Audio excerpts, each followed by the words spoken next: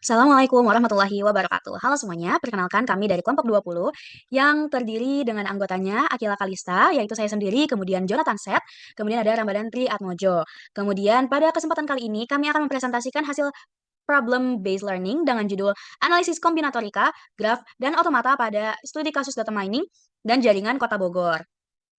Tujuan dari tugas ini adalah untuk menerapkan konsep struktur diskrit ke dalam permasalahan nyata, khususnya dalam analisis data dan jaringan kota, agar kami dapat memahami penerapan teori secara praktis.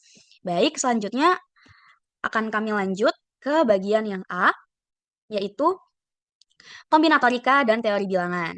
Bagian ini akan dijelaskan oleh Jonathan Set. Kepada Jonathan Set dipersilahkan.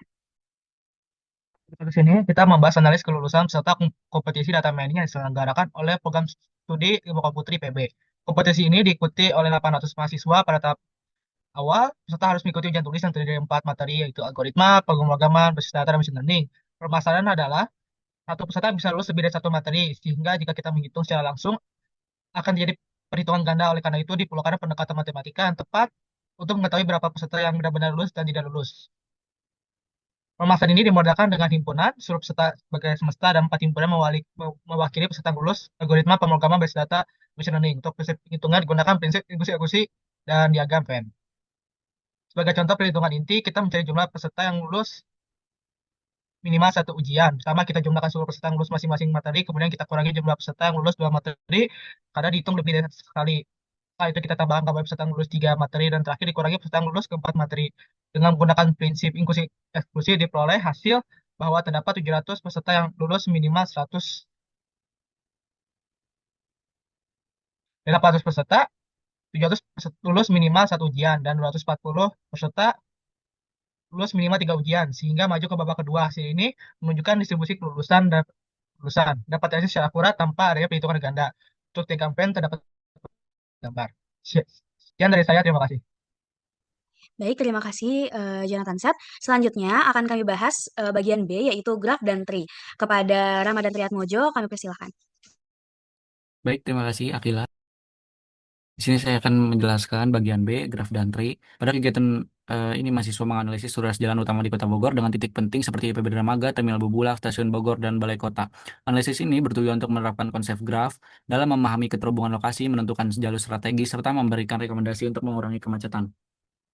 Untuk yang A, next.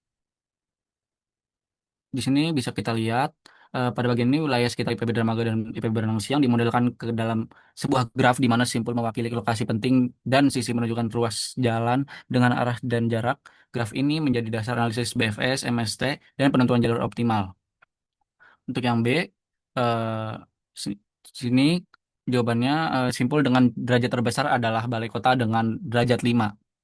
Yang artinya balai kota merupakan titik lalu lintas paling sibuk karena menjadi pusat pertemuan banyak ruas jalan dan berpotensi mengalami kemacetan tinggi. Selanjutnya yang C, di sini bisa kita lihat siklus ini menunjukkan adanya jalur melingkar yang dapat menjadi alternatif rute dan membantu kelancaran arus lalu lintas. Next, selanjutnya yang D, untuk yang BPS satu perpindahan. Di sini bisa kita lihat pada BPS satu perpindahan, Stasiun Bogor sebagai simpul awal menjangkau Balai Kota, Jembatan Merah, dan Terminal Merdeka sebagai level pertama tanpa mempertimbangkan jarak. Untuk BFS 2 perpindahan, itu dari Balai Kota, Jembatan Merah, dan Terminal Merdeka dapat dijangkau Lapangan Sempur, Kebun Raya Bogor, Tugu Air Mancur, Tugu Kujang, Simpang Semplak, dan Simpang Gunung Batu, yang semuanya dapat dicapai dari Stasiun Bogor dalam dua kali perpindahan. Next. Untuk soal yang di sini datanya bisa kita lihat. Jadi kita dapat total jarak MST 24,1 km atau 24,100 meter. Untuk total biayanya 24,100 meter dikali 700.000 jadi totalnya 16,87 miliar rupiah. Next. Untuk yang F, di sini mahasiswa IPB Dramaga dari Jakarta dapat menggunakan rute Stasiun Bogor, Jembatan Merah, Simpang Semplak, Terminal Bubulak, IPB Dramaga dengan waktu tempuh sekitar 43 menit pada pagi hari dan 71 menit pada sore hari. Dengan mempertimbangkan perjalanan kereta dan transit, disarankan menyiapkan waktu sekitar 3 jam sebelum kuliah. Untuk pertanyaan yang G, kita dapat total jaraknya itu 3 plus 2,3 plus 3 plus 3,7 plus 3,2 sama dengan 15,2 kilometer. Next. Untuk soal yang H, jadi ruas jembatan merah sampai stasiun Bogor mengalami kemacetan paling parah karena jarak sangat pendek, sekitar 0,1 km. Tetapi waktu tempuh bisa mencapai 11 menit. Oleh karena itu, ruas ini menjadi prioritas utama untuk pembangunan jalan layang.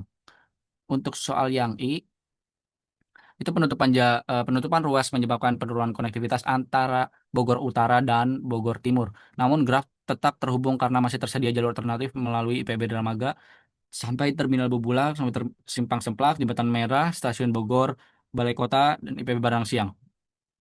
Next. Yang terakhir, soal yang J, ruas IPB Dramaga Terminal Bubulak melayani mobilitas mahasiswa yang tinggi. Terminal Bubulak sampai Simpang Semplak sampai Stasiun Bogor menjadi arteri utama menuju pusat transportasi kereta. Sedangkan lingkar pusat kota, Stasiun Bogor sampai Balai Kota sampai IPB Renang Siang melintasi kawasan dengan aktivitas ekonomi dan wisata yang tinggi. Sudah, terima kasih. Baik, terima kasih kepada Ramadan Triatmojo. Kemudian kita bahas yang bagian C, yaitu bahasa formal dan otomata yang akan dijelaskan oleh saya sendiri. Nah, di sini kita pakai konsep kita pakai konsep ini untuk mengecek kode rute di jaringan Kota Depok. Nah, tujuannya itu sederhana, yaitu supaya tiap kode rute konsisten dan juga sesuai format. Dengan begitu, data mining dan analisis jaringan kota bisa lebih gampang dan juga akurat. Jadi, kita bisa mulai dari selanjutnya, kita definisikan bahasa formal terlebih dahulu. Jadi alfabet ini yang digunakan terdiri dari B, G, A sampai Z, 0 sampai 9, dan juga tanda strip. Nah, format string yang valid adalah BG, strip XXX, strip YY, yang artinya BG itu kode Kota Bogor, XXX itu 3 huruf kode jalur, dan YY itu 2 digit kode zona.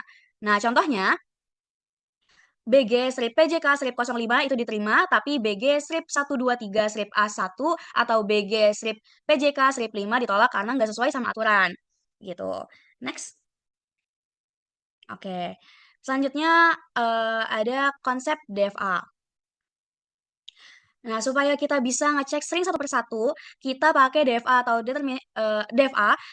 Ini membaca karakter satu persatu dan pindah state sesuai aturan. Jadi ada state key 0 sampai key 9, di mana key 0 adalah awal dan key 9 adalah akhir. Nah, state lainnya itu mempresentasikan posisi karakter yang sedang dibaca, misalnya huruf pertama, huruf kedua, dan seterusnya. Nah, kalau simbolnya salah, berarti DFA tersebut langsung masuk state dead dan stringnya ditolak. Nah, untuk diagram transisinya, itu alurnya bisa digambarkan seperti kayak misal key 0 itu dibaca B ke 1, terus key 1 dibaca G ke key 2 gitu. Nah, kita lanjut lagi ke tabel transisi DFA-nya. Boleh di next. Nah, di sini supaya lebih jelas, ini ada tabel transisi DFA. Di sini ada state B, G, strip, huruf A sampai Z, kemudian ada digit 0 sampai 9. Nah, keterangan yang ini nih, yang oh tapi ada garis ya, itu namanya dead state, kalau nggak salah. Itu berarti simbolnya tuh nggak valid. Jadi di state tersebut, stringnya bakal ditolak. Kemudian kita lihat di contoh string diterima dan ditolak. Boleh di next. Nah, contohnya ini string yang diterima itu misal BG strip PJK strip 05. Nah, itu tuh ngikutin jalur. Nah, kalau misalnya ditolak itu BG strip 123 strip A1 gitu. Itu salah pas baca huruf kode jalurnya gitu. Jadi masuknya ke state D gitu. Nah, selanjutnya ada cara kerja DFA.